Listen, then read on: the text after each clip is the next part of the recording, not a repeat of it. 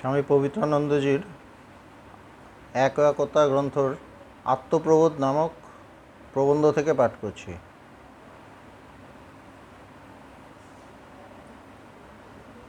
আগের দিন কিছুটা হয়েছিল,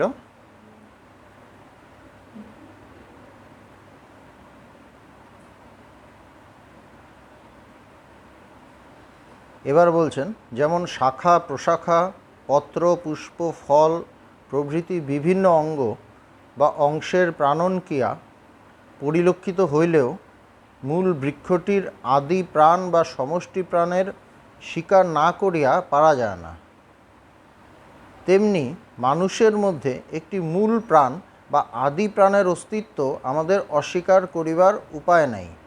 বলছে একটা গাছের মধ্যে অনেক কিছু থাকে, শাখা থাকে, কাণ্ড থাকে, তার মধ্যে ফুল থাকে, ফল থাকে, সব কিছু থাকে।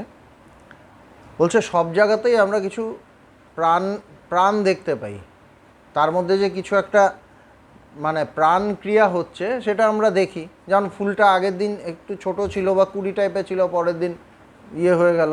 পাতাগুলো দেখলে বোঝা যায় ফ্রেশ, তো তার মধ্যে যে কিছু একটা প্রাণের খেলা চলছে আমরা বুঝি। তো প্রতিটা জায়গাতেই প্রতিটা অংশের মধ্যে, একটা গাছের প্রতিটা অংশের মধ্যে যদি প্রাণের ক্রিয়া আমরা বুঝি, তাহলে একটা মূল বৃক্ষটার আদি প্রাণ সেটাকে স্বীকার করতে হবে যে একটা মূল প্রাণ কোথাও আছে, সেখান থেকেই সব জায়গায় ছড়াচ্ছে। সেরকমভাবেই বলছে এরকম একটা মানুষের মধ্যেও তার হাত পা নানা রকম অঙ্গ আছে, প্রতিটা অঙ্গ নড়ছে টড়ছে, সেখানেও প্রতিটা জায়গায় আমরা প্রাণ দেখতে পাই। তখন বুঝি এখানেও একটা আদি প্রাণ বা মূল প্রাণ কিছু একটা আছে। বলছে যে আদি প্রাণের অস্তিত্ব আমাদের অস্বীকার করিবার উপায় নেই, আমরা অস্বীকার করতে পারবো না সেই অস্তিত্বটা। যেহেতু মন বুদ্ধি চিত্ত স্থূল শরীর এই সকলের মধ্যেও আমরা প্রাণের বা স্পন্দনের ক্রিয়া বিশেষভাবে উপলব্ধি করি।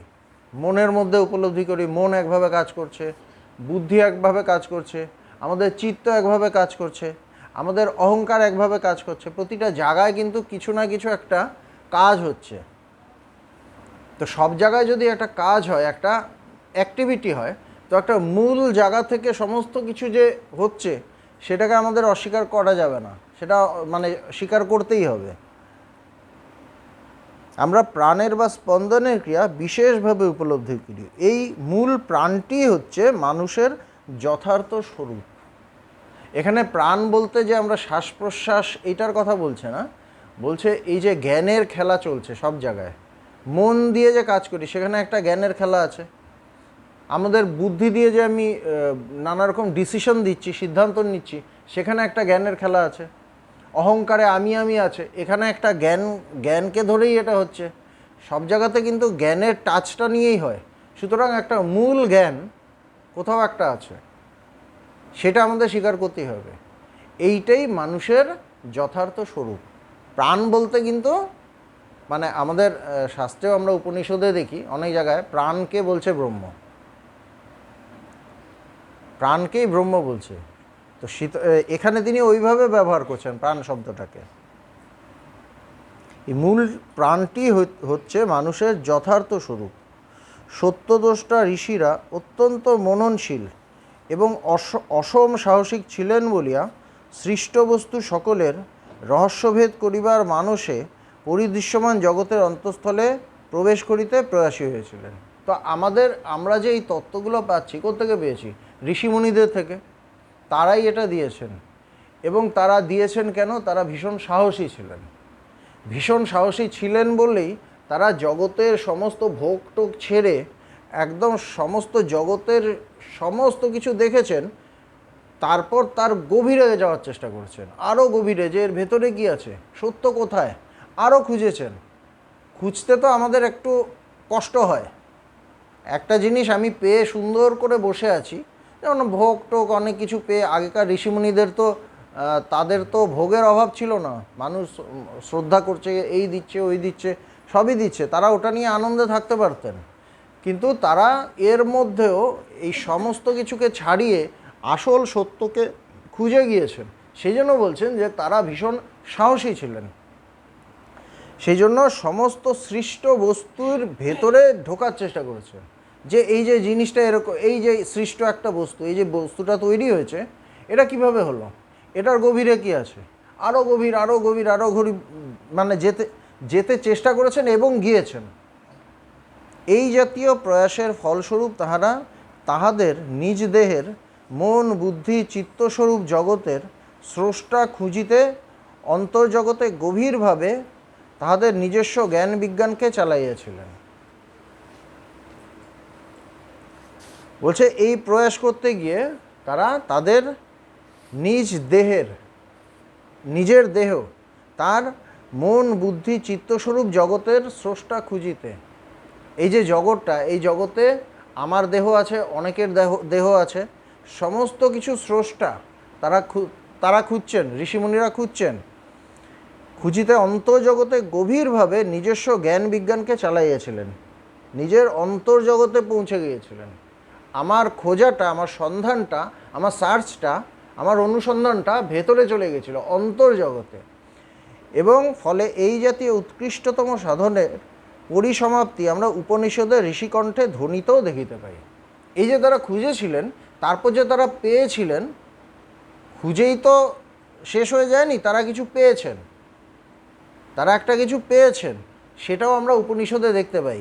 এখানে বলা আছে কি, শৃণ্বন্তু বিশ্বে অমৃতস্য পুত্রা আয়ে ধামানি দিব্যানি তস্তু বেদামেতং পুরুষম মহান্তম আদিত্যবর্ণ তমসঃ পরস্তাৎ ত্বমেব বিদিত্বাতি মৃত্যুমেতি নান্যঃ পন্থা বিদ্যতে অয়নায়। বলছে যে হে অমৃতের পুত্রগণ শোনো, আমি সেই দিব্যধামবাসী পুরুষকে জানি, যাকে জানলে মৃত্যুর পারে যাওয়া যায়, যিনি আদিত্যর মতো, যার রং আদিত্য মানে সূর্যের মতো, তো জ্ঞানকেও তো সূর্যই বলে। তো অন্তর্জগতে গিয়ে তো সূর্যকে পাওয়া যাবে না, চোখ খুললে সূর্য দেখা যায়। অন্তর্জগতে গেলে যে তাহলে যে সূর্যের, মানে বলছে সূর্যের মতো রং, তাহলে কি বোঝাতে চাইছে, বলছে সেই জ্ঞানের কথা, জ্ঞানটা হাজার সূর্যের মতো। বলছে তাকে না জানলে তুমি আর, তাকে জানার অন্য কোনো রাস্তা নেই, মৃত্যুকে এড়াবার অন্য কোনো রাস্তা নেই, তাকে তোমার জানতেই হবে। তারা কিন্তু ঘোষণা করছেন, তারা ডিক্লেয়ার করছেন যে আমি সেই তাকে জেনেছি এবং তুমিও তাকে জানতে পারো, বলে বলছেন তুমিও সেই অমৃতের পুত্র, তাকে জেনেই বলছেন তুমিও সেই অমৃতের পুত্র। আত্মজ্ঞান কথাটি আর কিছুই নহে, পরন্তু আত্মা ও জ্ঞান যে অভিন্ন, ইহাই দ্বৈত নিষেধাত্মক অদ্বৈত তত্ত্ব। আত্মজ্ঞান মানে কি, বলছে আত্মা এবং জ্ঞান, মানে আমি যে জ্ঞান, এটাই অ্যাকচুয়ালি অদ্বৈত। অদ্বৈত মানে যেখানে দুই নেই, আমি সেই জ্ঞান।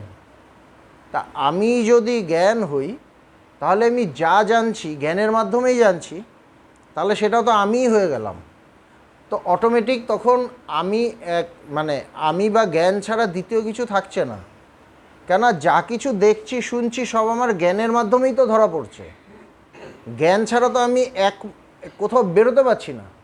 আমি চোখে তাকাচ্ছি, দেখি ওটা আছে ওটা আছে ওটা আছে, কিন্তু সব কিছু আমার জ্ঞানের মাধ্যমে ধরা পড়ছে, না হলে কিন্তু ওটা যে আছে এটা আমি কিভাবে বলবো। সুতরাং এখানে যদি আমি জ্ঞান হই, তাহলে ওইটাও তো আমি হলাম, ওই বস্তুটাও আমি হলাম। এই জন্য বলছে এটা অদ্বৈত তত্ত্ব। আত্মা অর্থাৎ জ্ঞান ও আত্মার, অর্থাৎ জ্ঞানের বিকাশ সর্বত্র ও সর্বকালেই সমরস ও পরিপূর্ণ, ইহাই জ্ঞানের বা আত্মার ব্রহ্মত্ব। তো যখন সেই আত্মা মানে আমি যখন সব জায়গায় সেই জ্ঞানকে দেখি, এবং সেই জ্ঞানটা কি সর্বত্র সমান, কোথাও কম কোথাও বেশি এরকম না, সমরস ও পরিপূর্ণ, পূর্ণ, ওখানে কোনো অভাব নেই, জ্ঞান রূপে সেটা সবসময় পরিপূর্ণ এবং সর্বত্র আছে। তো যেই আমি নিজেকে জ্ঞান রূপে দেখছি, তখনই আমি কিন্তু সর্ব জায়গায় সেই নিজেকেই দেখছি। এটাকেই বলছেন যে ইহাই জ্ঞানের বা আত্মার ব্রহ্মত্ব। সর্বভূতে যখন সেই আমি হলাম, সেটাই আত্মার মানে আমার ব্রহ্মত্ব। ব্রহ্ম আত্মার ঐক্যজ্ঞানিত অদ্বৈত জ্ঞান।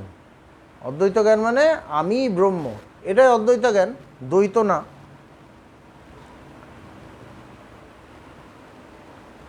সর্বজ্ঞান প্রকাশ সম্পন্ন হওয়াই সাধকের সিদ্ধি বা জ্ঞানের পরিপূর্ণতা বা ব্রহ্মভাবে নিষ্পন্ন হওয়া। সর্বজ্ঞান প্রকাশ সম্পন্ন হওয়া মানে সব জায়গায় সেই জ্ঞানই, সমস্ত জায়গায় সেই প্রকাশক, সেই জ্ঞানই, এইটা হওয়া মানেই সাধকের সিদ্ধি, এটাই সিদ্ধি। যখন আমি সর্বত্র সেই জ্ঞানকেই দেখতে পাবো, জ্ঞানকেই অনুভব করব, সেটাই আমার সিদ্ধি, সাধকের সিদ্ধি। এছাড়া অন্য কোনো সিদ্ধি নেই। সাধকের সিদ্ধি বা জ্ঞানের পরিপূর্ণতা, জ্ঞান ওখানে পূর্ণ হলো, আর কিছু পাওয়ার নেই। পরিপূর্ণতা বা ব্রহ্মভাবে নিষ্পন্ন হওয়া, সেটাই ব্রহ্ম। মৃত্যুর নিষেধিত প্রকৃত মৃত্যুঞ্জয়, মৃত্যুর নিষেধ, সেখানেই আমার মৃত্যু আর থাকছে না। কেন? জ্ঞানের তো কোনো মৃত্যু নেই। শরীরের পতন আছে, শরীরটা চলে গেল, কিন্তু জ্ঞানের তো কোনো মৃত্যু নেই। সেটাই মৃত্যুঞ্জয় হওয়া, মৃত্যুকে জয় করা। মৃত্যুর নিষেধিত প্রকৃত মৃত্যুঞ্জয়, তাই শাস্ত্রের নির্ঘোষ জ্ঞানাদেবতু কৈবল্যম, বলছে জ্ঞানের থেকেই মুক্তি। এই যে জ্ঞান হলো, সেখানেই মুক্তি। কেননা তখন আর বদ্ধতা নেই, জ্ঞান চিরমুক্ত, জ্ঞানে কোনো বদ্ধতা নেই, সবসময় সে একদম মুক্তই আছে, তার কিছু পাবার নেই, তার কিছু হবার নেই, টোটালটা হয়েই আছে, টোটালটা পেয়েই আছে, পরিপূর্ণ। এই জন্য সে মুক্ত। জ্ঞানাদেবতে কৈবল্যম ব্রহ্মানন্দম পরম সুখদম, তখন কথার কথা না হইয়া সত্য জীবন লাভকেই বোঝাইবে। বলছে তখন জ্ঞান থেকে যে আমি মুক্তি, আমার ভেতর থেকে আসবে আমি মুক্ত হয়েছি। এবং দ্বিতীয় কি বলছে, আমি সেই পরম সুখ সেই লাভ করব, ব্রহ্মানন্দের সেই পরম সুখ, সেটাই আমি অনুভব করব। সেটা একটা কথার কথা থাকবে না। শাস্ত্রে লেখা এই কথাটা শুনেছি, আমি গানও করে দিলাম, ভালো সুর টুর করে আমি গানও করে দিলাম, ব্রহ্মানন্দম পরম সুখদম কেবলম জ্ঞানমূর্তি, কিন্তু বুঝলাম না। কিন্তু তখন আমি বুঝতে পারবো কথাটা, যে পরম সুখের আকর সেই জায়গা, সেই অনুভব। সত্য জীবন লাভকেই বোঝাইবে, ইহাই জীবন মুক্তি। অমৃত সাগরে যতই অবগাহন, ততই জ্ঞান ও প্রেমের পরিপুষ্টি। এই সাগরে যতই অবগাহন, বলছেন না যে একবার অবগাহন করতে হবে, একবার স্নান করতে হবে অমৃত সাগরে, বলছে যত বেশি পারো তত করো। যতই অবগাহন, ততই জ্ঞান ও প্রেমের পরিপুষ্টি। বলছে ততই জ্ঞান এবং প্রেম আরও গভীর হতে থাকে। একবার হলো, আমি বুঝলাম, কিন্তু স্বামীজি কি বলছেন, বারবার ব্রহ্মসমুদ্রে মনটাকে ব্রহ্মসমুদ্রে চুবিয়ে চুবিয়ে মেরে ফেল।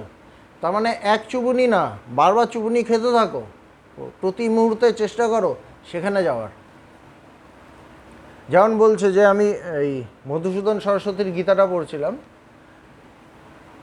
তো ওখানে সমাধির কথা বলছে, সমাধির চেষ্টা করা বা সমাধির প্র্যাকটিস করা। তো আমাদের একটা মনে হতে পারে, যদি কারো জ্ঞান হয়ে যায় তার তো সমাধির আর প্র্যাকটিস করা দরকার নেই। তো বলছে না, এক হলো মুমুক্ষু, যে এই জ্ঞান লাভ করতে চায়, সে তো সমাধির চেষ্টা করবেই। কিন্তু আরেক হলো মুক্ত, যে জ্ঞান লাভ করেছে, সে কি চেষ্টা করবে না? সে বলতে পারে আমার তো হয়েই গেছে। বলছে না, তাও চেষ্টা করবে। কেন? সে জীবন মুক্ত, কিন্তু বিদেহ মুক্ত নয়। জীবন মুক্ত মানেই তো একটা ক্লেশ, ওটাও তো কষ্ট।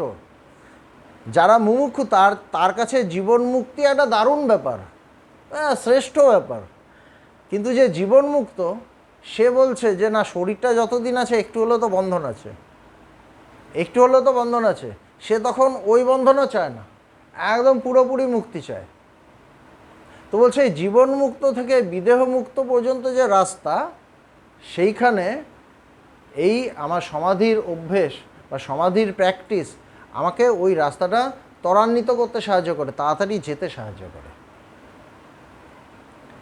এই জন্য বলছেন কি, অমৃত সাগরে যতই অবগাহন, মানে যতই অবগাহন মানে কি, যতই স্নান করো, মানে একবার স্নান না, যতই করো ততই তোমার প্রেম এবং জ্ঞানের পরিপুষ্টি, ওটা আরও গভীর, আরও গভীর, আরও বিশাল, আরও ব্যাপক হবে। ভগবান শ্রীরামকৃষ্ণদেবের কথায় দুধ খেয়ে হৃষ্টপুষ্ট হওয়া, দুধ খেয়ে হৃষ্টপুষ্ট হওয়া। একটা হলো দুধের সম্পর্কে জানা, আর একটা হলো দুধটাকে খাওয়া, তাতে শরীর অনেক হৃষ্টপুষ্ট হলো, স্ট্রং হলাম, স্ট্রেংথ পেলাম। তো প্রথম আমার জ্ঞান হলো একটা আভাস পেলাম, কিন্তু আমি যত সমাধিস্থ হব, ভগবানের রোজ সমাধি হতো, আমি যত সমাধিস্থ হব তত আমি হৃষ্টপুষ্ট হব, তত দুধ খেলাম। তারপর দেখা গেল আমার চেহারা আস্তে আস্তে পাল্টে যাচ্ছে, সুন্দর হয়ে যাচ্ছে, স্বাস্থ্য বেড়ে যাচ্ছে। ওই দুধ খেয়ে হৃষ্টপুষ্ট হওয়া, জ্ঞান লাভ করে আরও গভীরে যাওয়া। সিদ্ধির রহস্য এইখানেই, বলছে এটাই সিদ্ধির রহস্য। সিদ্ধি মানে এটাই, এই আমি যে জ্ঞান স্বরূপ, এটাই সিদ্ধি। সিদ্ধির রহস্য এখানেই। তাই চির অতর্কিত বস্তু তর্কাতীত। বলছে চির অতর্কিত বস্তু, এই ব্রহ্ম নিয়ে কোনো তর্ক চলে না। কেন চলে না? ব্রহ্ম আছে কি নেই তর্ক চলে না। কেন চলে না? যে বলছে সেই তো ব্রহ্ম, যে তর্ক করছে সেও ব্রহ্ম। সুতরাং তর্কের অতীত। তর্ক হবে কিভাবে? একটা জিনিস আছে কি নেই আমরা তর্ক করতে পারি, যেটা বাইরের জিনিস, কিন্তু যে তর্ক করছে তাকে তো ডিনাই করা যায় না। তর্ক আমি করছি, আমাকে তো ডিনাই করা যায় না। এবার আমি তাহলে কে? আমি তো ব্রহ্মই। সুতরাং ব্রহ্মই তর্কের অতীত, তর্কাতীত। তর্কে অমীমাংসা, মীমাংসা নিজ অনুভূতিতে। কি সুন্দর কথা! তর্কে অমীমাংসা। যতক্ষণ তর্ক করছি ততক্ষণ মীমাংসা পাইনি, সমাধান পাইনি। মীমাংসা কোথায়? সমাধান কখন? অনুভূতিতে। সেই জন্য অনুভূতি ছাড়া আধ্যাত্মিকতার কোনো প্রসঙ্গ নেই। অনুভব ছাড়া আধ্যাত্মিক জগতে, ব্রহ্ম অনুভব ছাড়া আধ্যাত্মিক জগতের কোনো প্রসঙ্গই নেই। এই যে বলছেন মীমাংসা নিজ অনুভূতিতে। মানুষ অহরহ প্রতি মুহূর্তে সামান্যভাবে সেই জ্ঞানকে আমি করিয়াই ব্যবহার করে বটে, কিন্তু এই আমির বিশেষ জ্ঞান বা চেতনা আবৃত থাকে বলিয়া অহং ও ইদংয়ের অনৈক্য জ্ঞান চলিতে থাকে এবং ভোক্তা ভোগ্য সম্বন্ধরূপ ব্যবহারও হইতে থাকে। বলছে মানুষ প্রতি মুহূর্তে জ্ঞানকে আমি বলে ব্যবহার করে, জ্ঞানকেই আমি বলে ব্যবহার করে, কিন্তু জানে না। ব্যবহার করে বটে, কিন্তু এই আমির বিশেষ জ্ঞান বা চেতনা আবৃত থাকে বলিয়া, কিন্তু সে আমি বলছে, জ্ঞানকেই বলছে, কিন্তু সে যে জ্ঞান স্বরূপ সেটা সে জানে না। তার চেতনাটা আবৃত, জ্ঞানটা ঢেকে আছে, অজ্ঞানের মধ্যেই আছে। আবৃত থাকে বলিয়া অহং ও ইদংয়ের অনৈক্য জ্ঞান চলিত থাকে। অহং মানে আমি, সংস্কৃতে অহং মানে আমি, আর ইদং মানে এই সামনে যেটা, আমি ছাড়া যেটাকে আমি দেখছি বা যেটা আমার জ্ঞানের মধ্যে আসছে, সেটা হলো এই। তো অহং আর ইদংয়ের অনৈক্য জ্ঞান চলিত থাকে। যেহেতু আমি ব্রহ্ম বলে বা জ্ঞান বলে নিজেকে জানি না, সেই জন্য সবসময় দুই হয়ে থাকে, দ্বৈত হয়ে থাকে। একটা হলো আমি, একটা হলো এই যাকে দেখছি সেটা। একটা দ্রষ্টা, একটা হলো দৃশ্য, দুই হয়ে আছে। মানে অনৈক্য জ্ঞান চলিত থাকে এবং ভোক্তা ভোগ্য সম্বন্ধরূপ ব্যবহারও হইতে থাকে। ভোক্তা এবং ভোগ্য মানে ভোক্তা আমি, আর যেটাকে ভোগ্য মানে যেটাকে আমি ভোগ করব বা করছি, এই দুটোর সম্বন্ধ চলতে থাকে। যে আমি আলাদা, ভোগ্য বস্তু আলাদা, এই দুই ভাব সবসময় চলতে থাকে, দ্বৈত চলতে থাকে। কিন্তু অন্তর্জগতে পরম সত্য সেই আত্মবস্তুকে বিশেষভাবে জানিতে বা চিনিতে যাইয়া এক মুহূর্তের স্থিতিতেই সৃষ্টি রহস্যের উদ্ঘাটন বা মায়ার অপসারণ সম্ভব হয়। হচ্ছে কি, অন্তর্জগতে পরম সত্য সেই আত্মবস্তুকে, বলছে অন্তর্জগতে পরম সত্য সেই আত্মবস্তুকে বিশেষভাবে জানিতে গিয়া। আমরা কিন্তু জানি, সাধারণভাবে জানি, বিশেষভাবে জানি না। আমরা তো জানি আমি মানে আমি বলে তো কিছু একটা আছে, আমি ব্যবহার করছি, আমি নিয়ে আমার একটা সাধারণ জ্ঞান আছে, কিন্তু বিশেষ জ্ঞান নেই যে আসলে আমিটা কি, সেটা তো নেই। এই জন্য বলছে যখন বিশেষভাবে জানতে চাই অন্তর্জগতে গিয়ে, তখন কি হচ্ছে, বলছে জানিতে জানিতে বা চিনিতে যাইয়া এক মুহূর্তের স্থিতিতেই, এক মুহূর্তের জন্য যদি মনটা সমাধিস্থ হয়, এক মুহূর্তের জন্য, বলছে জ্ঞান হতে কি একটা মহিষের শিঙে একটা সর্ষের দানা থাকতে যতক্ষণ থাকে, মানে সঙ্গে সঙ্গে পড়ে যায়, এক পলক থাকে, ততক্ষণে ব্রহ্মজ্ঞান হয়। তো এক মুহূর্তের স্থিতিতেই সৃষ্টি রহস্যের উদ্ঘাটন, সৃষ্টি রহস্য, এই যে সৃষ্টি রহস্য, এই যে জগৎ, জগৎ রহস্য, জগৎ নিয়ে তো আমাদের একটা, এটা তো একটা রহস্য, এটা কিভাবে হলো, কে তৈরি করলো, কি সত্য, এই উদ্ঘাটন বা মায়ার ভাব অপসারণ হয়। এই যে আমি সত্যকে জানছি না, মায়ার দ্বারা ঢাকা আছে, বলছে এই মায়াটা উড়ে যায়। এক কখন হয়? যখন এক মুহূর্তের জন্য সেই জ্ঞান স্থির হয়ে যায়, বা আমি স্থির হয়ে যাই, বা সেই মনটা স্থির হয়ে যায়, তখন হয়। স্থিতির পরেই প্রজ্ঞা অর্থাৎ বিশেষ চৈতন্য সহিত অন্তঃকরণ বৃত্তির পুনরাবৃত্তি হইলেও তাহাকে বিদ্যাবৃত্তি বলা হয়। এইবার যেই আমি সমাধিস্থ হলাম, তারপরেই কি হচ্ছে, আমার মনটা, মন মানে তো বৃত্তি, বৃত্তিগুলো নিয়ে আমার মন, এই বৃত্তিটা নিয়ে ওখানে যেই কানেক্ট হচ্ছে, কানেকশন হচ্ছে সে ব্রহ্মের সাথে, যেই তার সাথে কানেকশন হচ্ছে, তখন কি হচ্ছে, বলছে অন্তঃকরণ বৃত্তির পুনরাবৃত্তি হইলেও তাহাকে বিদ্যাবৃত্তি বলা হয়। মনটা গিয়ে যেই ওখানে সমাধিস্থ হলো, ব্রহ্মে গিয়ে যেই যেই লীন হলো, তখনই কি হচ্ছে, তখন সেই যে বৃত্তি আর অজ্ঞান অবিদ্যা থাকছে না, সেটা বিদ্যাবৃত্তি হয়ে যাচ্ছে। তখন ওটা কিন্তু বিদ্যায় পরিণত হলো, অবিদ্যা থাকলো না, অজ্ঞান থাকলো না, জ্ঞানে পরিণত হলো। এই ব্রহ্মবৃত্তি, ব্রহ্মবিদ্যা বা ব্রহ্মজ্ঞান, এই যে ব্রহ্মবৃত্তি, বলছে যে আমাদের ব্রহ্মজ্ঞানটা কি, ওটা কিন্তু একটা বৃত্তি। জগৎকে যে জানি ওটা যেরকম একটা বৃত্তি, ব্রহ্মজ্ঞানটা কিন্তু একটা বৃত্তি, বোঝা গেল?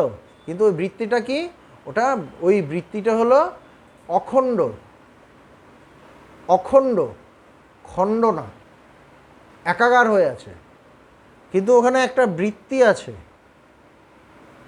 বৃত্তি যদি না থাকে, যেমন আমরা ঘুমিয়ে গেলাম, তখন আমার কোনো বৃত্তি নেই, তাতে কিন্তু আমার জ্ঞান হবে না। আমার ওই একটা একটা বৃত্তি ওখানে থাকবে, ওইটাই ব্রহ্মবৃত্তি, ওইটা অখণ্ড নিরাকার, ওইটাই ব্রহ্মবৃত্তি বা ব্রহ্মজ্ঞান। সেই বিদ্যাবৃত্তি ব্রহ্মবিদ্যা বা ব্রহ্মজ্ঞান। এহেন বাধিত অনুবৃত্তিরই নাম জ্ঞানাগ্নি। এবার জ্ঞান যেই হলো, বৃত্তির দ্বারাই তো সেই জ্ঞানটা হলো, অজ্ঞানটা নাশ হলো, বৃত্তির দ্বারাই তো অজ্ঞানটা নাশ হয়। ওপরে একটা লেয়ার পড়ে আছে, ওটাকে সরাতে গেলে কিছু একটা তো লাগবে। এখানে ময়লা পড়ে আছে, একটা কাপড় লাগবে, পরিষ্কার করে দিলাম, পরিষ্কার করে এখানে ময়লাটাও চলে গেল, কাপড়টাও ওখানে ফেলে দিলাম, পরে রেখে দেবো বা ফেলে দেবো, ডাস্টবিনে ফেলে দেবো, কাজ হয়ে গেছে। তো সেরকমভাবে এই যে আমাদের ওপরে, আমাদের মনের ওপরে যে একটা অজ্ঞানের লেয়ার পড়ে আছে, এইটাকে সরাতে গেলে ব্রহ্ম দিয়ে হবে না। ব্রহ্ম তো সব কিছুকে প্রকাশ করে, ব্রহ্ম কিছু সরায় না, বোঝা যাচ্ছে? ব্রহ্ম তো কিছু সরায় না, ব্রহ্ম সব কিছুকে প্রকাশ করে দেয়। সরাবেটাকে, সরানোর জন্য একটা বৃত্তি চাই, বৃত্তিটাই হলো ব্রহ্মজ্ঞান। এটাকেই বলছেন যে এহেন বাধিত অনুবৃত্তিরই নাম জ্ঞানাগ্নি। বাধিত অনুবৃত্তি, যে বৃত্তিটা বাধিত হয়ে গেল, ব্রহ্মকে জেনে ওটাও একদম আর কোনো জগৎ তৈরি করতে পারছে না, ওটাই জ্ঞানাগ্নি, জ্ঞানের অগ্নি। গীতায় আছে জ্ঞানাগ্নি সর্বকর্মাণি ভস্মসাৎ কুরুতে তথা। বলছে জ্ঞানাগ্নি সমস্ত কর্মকে ভস্ম করে দেয়, একদম ছাই করে দেয়, গীতায় আছে। ছাই কিভাবে করে, মানে ওটাকে আগুনের সাথে তুলনা করা হচ্ছে। আমাদের সমস্ত কর্মকে ছাই করে দেয়, বা বললে যে আমি কোনো কর্ম করব না তা না, মানে আমার অজ্ঞানটাকে ছাই করে দেয়। আমরা যে কর্ম করি, কর্মটা করে কে? কর্তা করে। এই কর্তাটাকেই তো উড়িয়ে দিচ্ছে। তো অটোমেটিক কর্তা উড়ে গেলে তো কর্ম উড়বেই। ত্রিপুটি নাশ হচ্ছে, জ্ঞান জ্ঞাতা জ্ঞেয় আলাদা তিনটা থাকছে না, ওটাকে উড়িয়ে দিচ্ছে।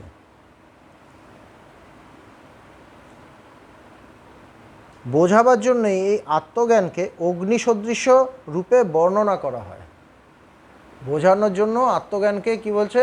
আগুনের মতো করে বর্ণনা করছে। আগুন যেরকম সব পুড়িয়ে দিচ্ছে, এখানেও সেই অজ্ঞানটাকে পুরোপুরি পুড়িয়ে দিচ্ছে। মূল অজ্ঞান অর্থাৎ নিজেকে না জানা এবং অজ্ঞানের কার্যাবলী। মূল অজ্ঞান কি? মানে আমি নিজেকে জানি না, এটাই তো মূল অজ্ঞান, আমি নিজেকে জানি না।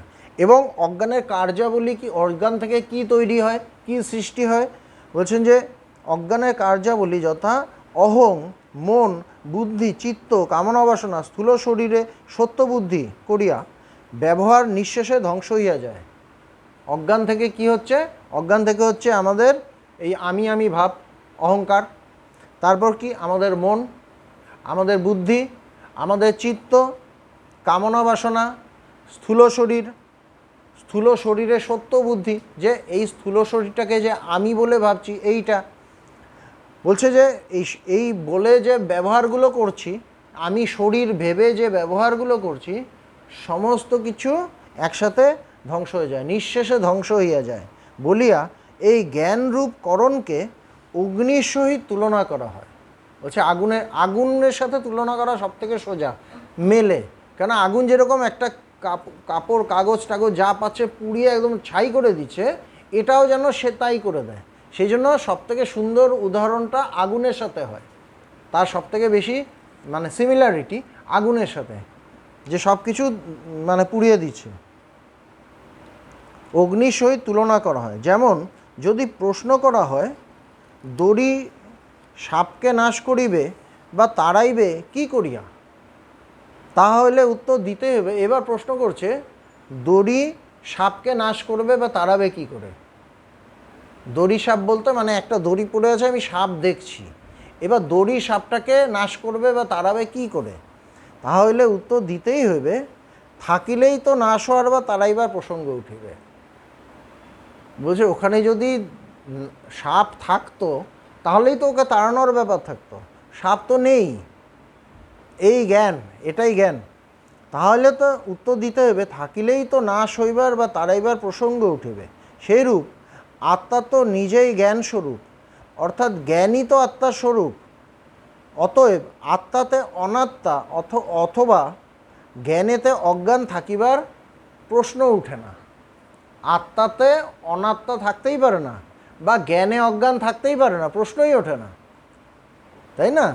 দড়িতে কি সাপ ছিল? কোনোদিন ছিল না তো।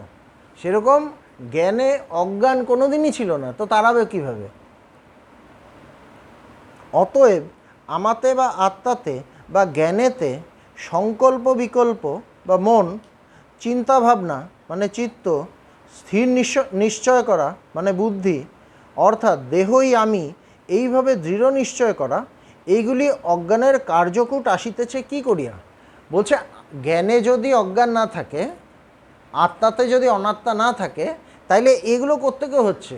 আমাদের মন, বুদ্ধি, চিত্ত, অহংকার, সংকল্প। মন আমরা সংকল্প বিকল্প করে, এই করব এই করব না, এই যাব ওই যাব না, করলো। তারপর মানে চিত্ত কি? চিত্তের মধ্যে নানা রকম চিন্তা ভাবনা হতে থাকে, সেটা হয় মনের চিত্তের মধ্যে হয়। বুদ্ধি একটা সিদ্ধান্ত নেয়, এই করব মানে এটা করব এটা করব না, সিদ্ধান্ত নিচ্ছে। অর্থাৎ দেহই আমি, এইভাবে দৃঢ় নিশ্চয় করা, দেহটাই আমি, এভাবে একদম স্থির ভেবে নিচ্ছে যে আমি মানে এই দেহ।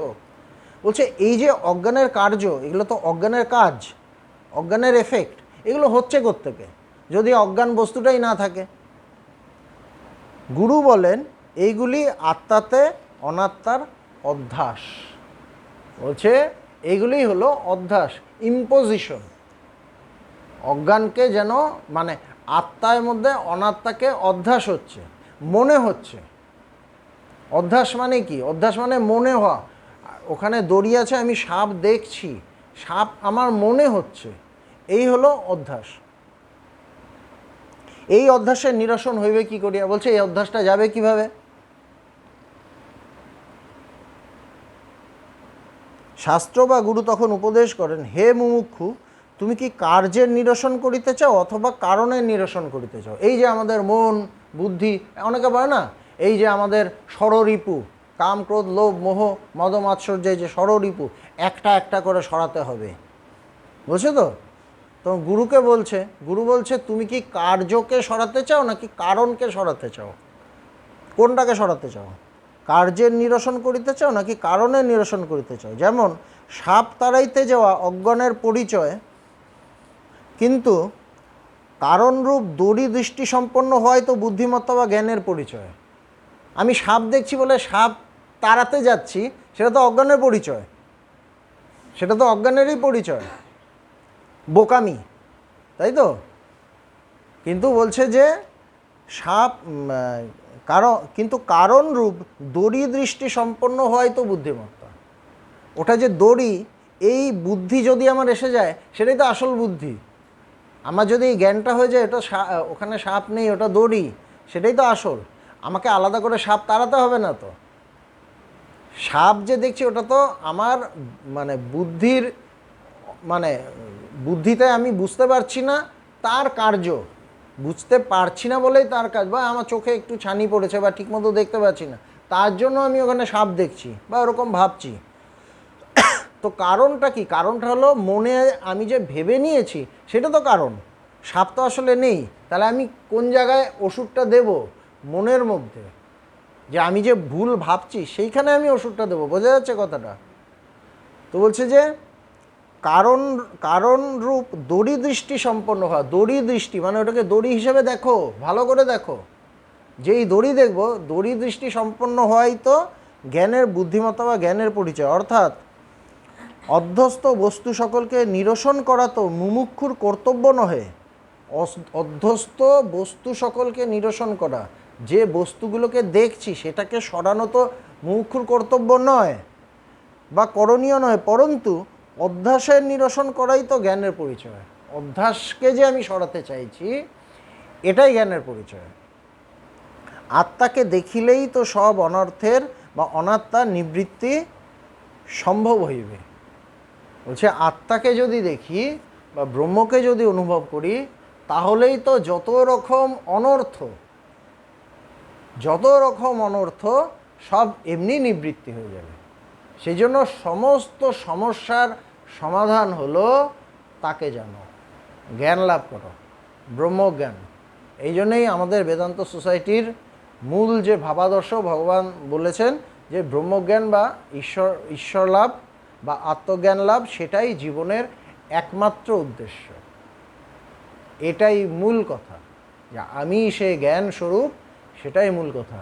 তা আমার যে অজ্ঞানের জন্য এই যে জগৎ যা কিছু দেখছি তার থেকে হাজার রকম কষ্ট পাচ্ছি, মানে সাপ ছোবল দিতে আসছে বা ছোবল দিয়েও দিচ্ছে মনে হচ্ছে, এই দিয়ে দিল আমি আর বাঁচব না, সমস্তটা অজ্ঞান থেকেই হচ্ছে। বলছে অজ্ঞানটাকে মারো। কিভাবে? যত আমি এই চর্চা করব, যত আমি অন্তর্মুখী হয়ে খুঁজব, আমিটাকে ঠিকভাবে খুঁজব, আমি সেই জ্ঞান স্বরূপ বলে অনুভব করলেই আমার সেই অজ্ঞান নাশ হবে এবং আমি সেই আত্মজ্ঞান বা আত্মাকে জানব।